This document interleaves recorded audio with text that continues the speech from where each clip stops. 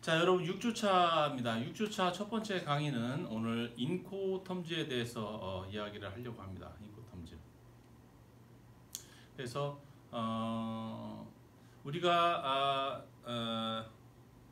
4주차 때 여러분 4주차 때 그 얘기죠. 수출입 운송은 두 개 국가 이상에 떨어져 있는 수출자와 수입자 간의 매매 계약에 의한 상업적 화물에 대한 운송이죠. 그게 수출입 운송이죠. 그래서 그런 상업적 화물은 해당 국가에 수입되어져서 또 그 나라 시장에 유통되어지고 또 동일한 재화를 생산하는 해당 국가의 제조업에도 영향을 미치기 때문에 국가에서 관세를 부여한다고 그랬죠. 그래서 세금 쪽에 관세를 부여해서 그러한 어떤 상업적 행위를 약간 컨트롤하는 그런 역할을 하는 화물이라고 했어요. 그런데 우리가 보통 이런 거죠, 여러분. 수출자가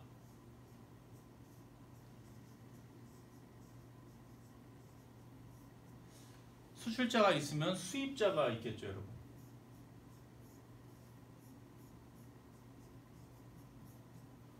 수출자를 우리가 다른 말로는 셀러라고도 볼 수 있겠네.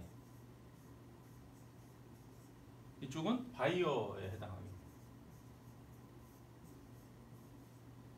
그죠? 또 수출자는 판매자이고 여기가 구매자가 되죠.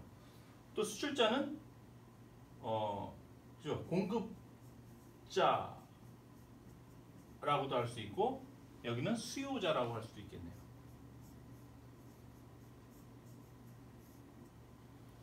그렇죠? 그러면 이 수출자와 수입자 간에 어떤 행위가 먼저 전제돼서 일어나야지만이 물류가 일어나는 거죠, 여러분. 수출입 운송과 같은. 첫 시간에 우리가 배웠을 때 상류가 먼저 일어나야 된다고 그랬어요. 상류는 뭐라고 그랬죠? 셀러와 바이어 간의 물품 매매 계약이 상류라고 했어요. 다시 말해서 거래가 성사되는 것을 의미하는 거죠. 그럼 우리가 이들 간에 만약에 거래가 성사되었다 이런 걸 가정하면 거래에 성사된 내용을 명문화하길 바라겠죠. 공식적으로. 그게 컨트랙트, 계약이죠. 계약서를 쓰게 되는데 그 계약의 내용은 어떠한 것들이 추가돼서 들어갈까요, 여러분? 여러분이 판매자와 구매자라고 가정을 하고 저런 매매 관계에 있어서 계약서를 쓸 때 뭐가 중요하겠어요, 여러분? 당연히 어떤 품목, 그죠? 품목.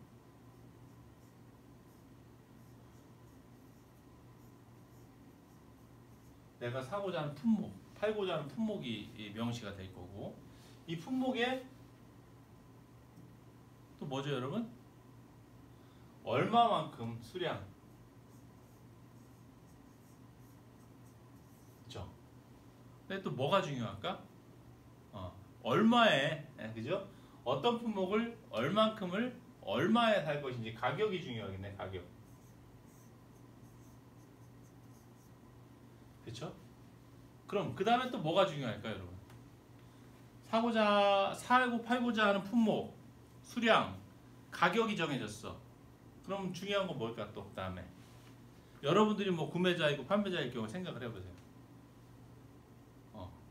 이 가격인데 이 물품 대금을 언제 줄 건지, 대금 지급 조건, 언제 어떻게 줄 건지, 결제할 건지, 대금 지급 조건.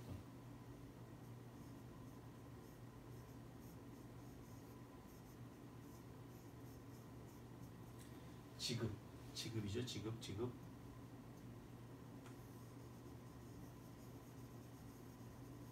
조건, 저급 조건. 대금 지급 조건.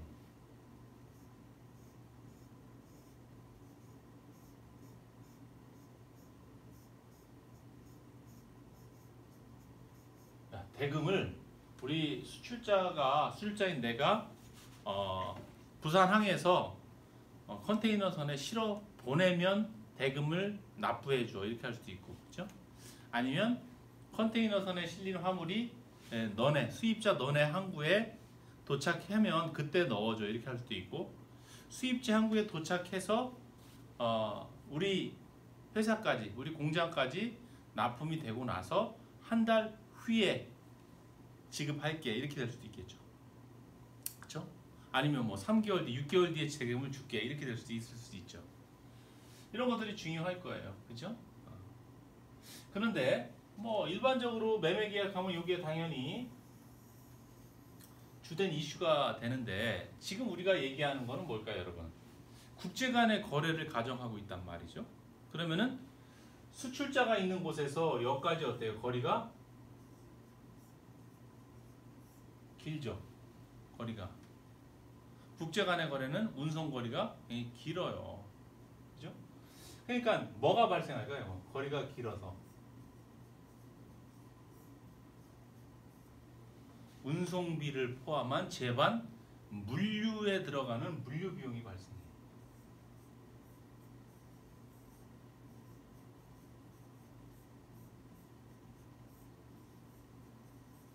그렇죠. 그러면 이러한 거래에 있어서 여러분, 수출지에서 수입지까지 가는 물류 비용은 누가 내야 되는 게 맞을까요? 누가 낼까? 글쎄요. 수출자가 낼까요? 수입자가 낼까요? 아니면 둘이 반반씩 나눠서 낼까요? 수출자가 낼 수도 있고 수입자가 낼 수도 있고 둘이 일정한 선에서 쉐어할 수도 있겠죠. 예전에는 어땠을까요? 아주 예전부터 해상 화물로 이렇게 거래가 이루어져 왔죠. 옛날에 뭐 범선도 이렇게 상선으로 움직이고 그랬던 시절부터 지금까지 해상 운송의 역사는 오래되었는데, 그 당시에 국제 간의 거래에서는 어땠을까요? 저 운송 비용 문제에 대해서 매번 이 협상할 때 이 운송 비용 문제도 같이 했을 거예요. 너네가 해라, 내가 하라, 너네가 몇 퍼센트 하고 내가 몇 퍼센트 하고 이렇게도 하고, 그러니까 매번 협상을 했던 거죠. 그죠? 근데 주로 어떤 상황이 벌어졌을까요, 여러분? 우리가 상식적으로 생각해 보면, 예를 들어서 물건을 판매하는 수출자가 좀 갑의 위치에 있었다. 그러면은 뭐 이렇게 할 수 있는 거죠. 이 물건은 나밖에 판매자가 없으니까 수입자에게 너네가 꼭 필요하면 우리가 있는 곳까지 와서 가져가라. 물류비 너네가 다 부담하면서 수입 수출지까지 와서 너네가 가져가라. 이렇게 얘기했을 것이고, 반대로 수입자가 좀 갑의 위치에 있다. 수출자가 판매하고자 하는 제품은 굉장히 많은 기업들이 생산해서 판매하고 수입자는 적다 그럴 경우에는 수입자가 이렇겠죠. 너네가 내가 있는 곳까지 좀 갖다 줘. 물류 비용 부담해서 알아서 좀 갖다 줘. 그렇게 싫으면 난 딴 데서 살게. 이렇게 됐을 수 있겠죠. 하여튼 그런데 어쨌든 매번 같이 협상을 하고 했었을 걸로 판단되는 거죠.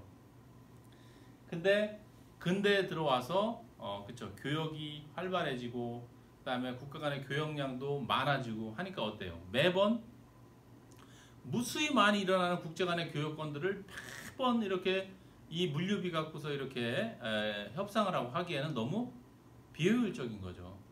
그래서 국제 간의 거래는 반드시 먼 거리에 이루어지고 그에 따라서 물류비가 필연적으로 발생하니까 거기에 대해서 국제 간의 거래에 대해서 있을 수 있는 유형을 포맷화해서 형을 만들어서 좀 정형화된 거래 조건을 만들어서 제시해주고, 수출 수입자, 셀러 바이어 간에 그 중에 하나를 옵션으로 선택하는 거로 하게 되면 국제 간의 거래가 좀 더 원만하고 원활하게 되지 않을까 이런 생각을 하게 되죠. 그러면서 탄생한 것이 인코텀즈라는 거예요, 여러분. 인코텀즈.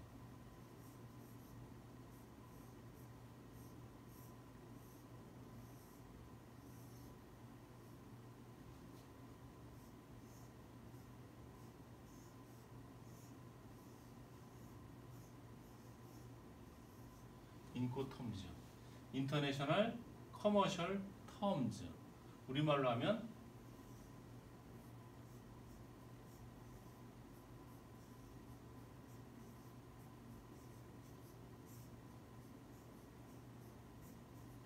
정형화된 거래 조건 이렇게 얘기하는 겁니다. 정형화된 거래 조건. 그렇죠. 그래서 이 정형화된 거래 조건인데 어떠한 것들이 있냐면 인코텀즈는 그 조건들이 경우에 케이스 텀즈들이 한 10여 개가 되는데 우리가 일반적인 수출입 운송 화물은 어떤 화물들이 대부분이죠, 여러분? 컨테이너화된 화물들이 많아요. 그래서 컨테이너 베이스의 화물들을 기준으로 했을 때 적용되는 인코텀즈로 많이 쓰이는 것들이 한 5가지 정도가 있어요. 그 5가지 정도만을 오늘 소개할까 합니다. 일단 자, 5가지 정도를 교수님이 소개하는데 첫 번째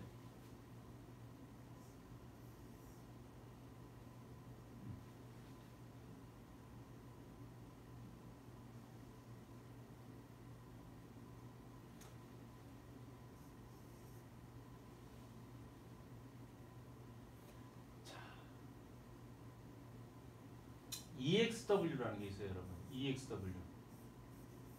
또 이거를 익스웍스 이렇게 얘기해요. 익스웍스 텀.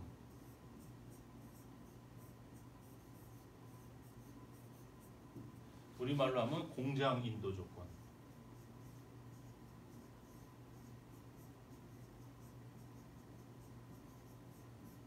이렇게 얘기합니다. 두 번째는 FOB라는 게 있습니다. 프리 온보드. 프리 온보드.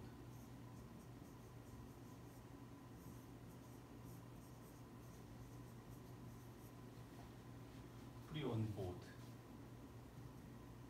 본선 인도 조건.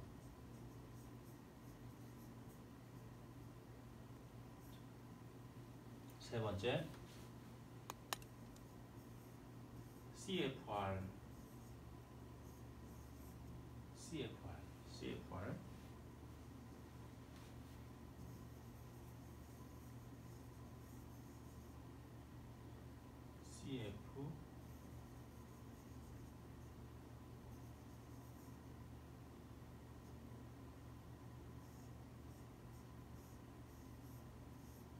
cost and freight.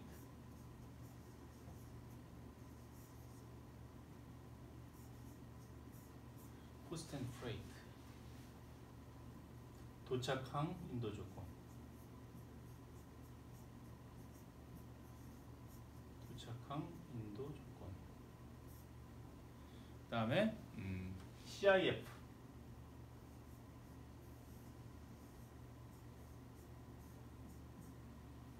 이거는 똑같죠. 코스트, 그다음에 인슈런스,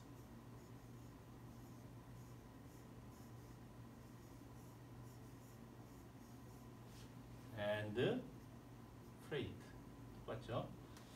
그다음에 이거는 도착항 인도 조건인데 뭐가 되겠다? 보험 가입,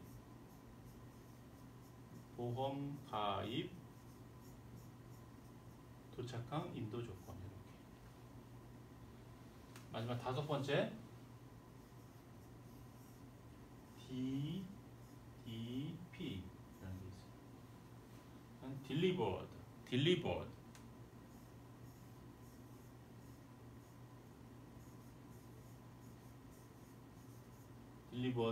duty paid.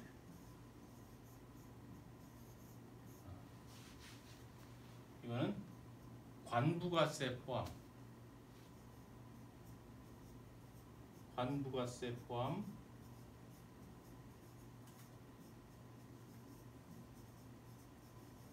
최종 도착지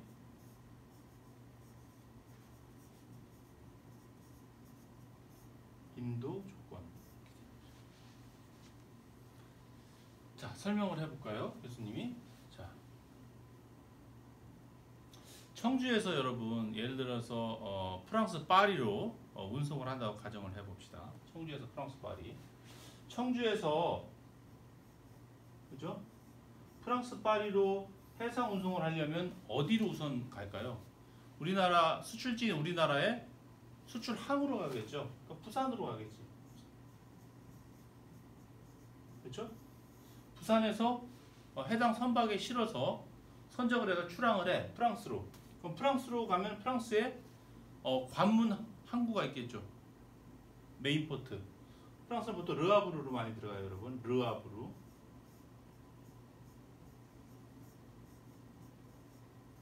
이렇게. 르하브르에서 최종 도착지인 이제 파리로 가겠지.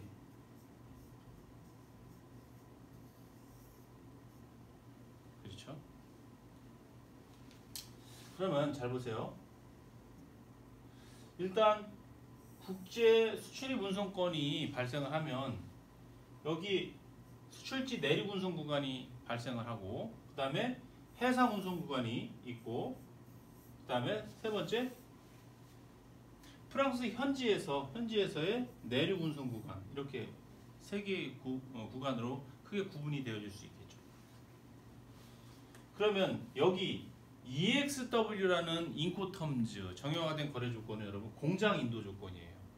자, 이것을 설명하는 데 있어서 기준은 수출자를 기준으로 하겠습니다. 수출자 입장에서 뭐를 해당 수출품 화물을 어디서 인도한다? 공장에서 인도한다. 자기 공장에서. 그럼 여기서 그냥 만들어만 노는 거죠. 그렇죠? 그럼 누가? 수입자가 파리에서 와서 이거를 가지고 가는 개념이죠. 여기가 EXW 구간이 되겠네요. 그렇죠? 그 다음에 두 번째 FOB라는 것은 여러분 프리 온보드. 온보드가 뜻이 뭘까요, 여러분? 온보드가 여객이면 탑승하는 거죠. 화물을 선적하는 걸 말하죠. 온보드가 되었을 때 프리해저 물류비 이용으로부터 프리해저 누가? 수출자가. 어디야, 여러분? 요 구간이 되겠네요.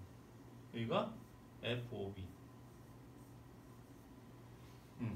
화물이 와서 부산에 정박한 부킹한 화물선이 수출 화물이 실리면 온보드 되면 내가 화물을 수입자에게 인도하는 개념이 돼. 운송비로부터 자유로워하죠. 그러니까 여기가 되죠. 그 다음에 CFR 뭐라고 그랬죠, 여러분? 코스트 앤 프레이시라고 하고 도착항 인도 조건이야. 도착항이 어디예요, 여러분? 르하브르잖아. 그러니까 르하브르에 도착해서 여기에 화물을 내려놓으면 어떻게 돼요, 여러분? 수출자가 어떻게 되는 거예요? 이제 물류비 책임으로부터 자유로워지는 거예요. 여기서부터는 수입자의 책임인 거지. 이게 CFR. 그 다음에 네 번째 CIF는 얘와 같은 구간의 운송 책임 구간이 설정이 되는데 얘는 특이한 게 요게 들어가 있네. 인슈어런스. 보험이죠. 어디 구간에서? 부산에서 르하브르까지 요 구간에 보험을 가입하는 거예요. 보험. 그게 CIF.